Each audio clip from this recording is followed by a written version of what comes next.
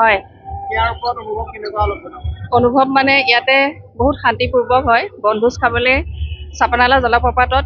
বহুত সংখ্যক লোক আমাৰ অসমৰ চুকে কাণে সকলো আহি পেলাই ইয়াত উপস্থিত হৈ বনভোজ খায় কিন্তু আজি বনভোজৰ উপলক্ষে আমাৰ ভাগিনৰ ছোৱালীৰ আজি বাৰ্থডে হয় এই বনভোজতে বাৰ্থডেটো পতা হয় বহুতে ঘৰত মানে বনভোজ বাৰ্থডেটো পতা হয় ঘৰতহে পাতে কিন্তু বনভোজত এনেকৈ বাৰ্থডে পতা দেখা নাই সেয়ে আজি এনেকুৱা মানে আনন্দিত হৈছোঁ যে বনভোজৰ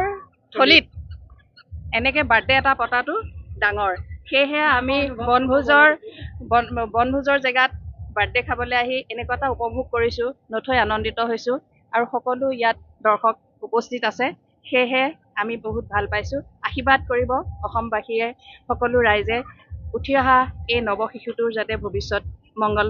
হয় সেয়েহে আপোনালোকৰ ওচৰত জনাইছোঁ আজি তাই বাৰ্থডে হয় আশীৰ্বাদ কৰিব ধন্যবাদ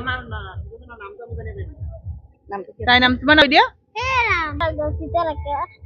ক'বলৈ লাজ কৰে এনেকৈ সাক্ষাৎ আজিলৈকে হোৱা নাইতো সেইকাৰণে ক'বলৈ অকণমান বেয়া পাইছে ক্ষমা কৰিব সীতাৰ মাক হয় নমস্কাৰ সুধিলে তেখেতক ক'ব পাৰিব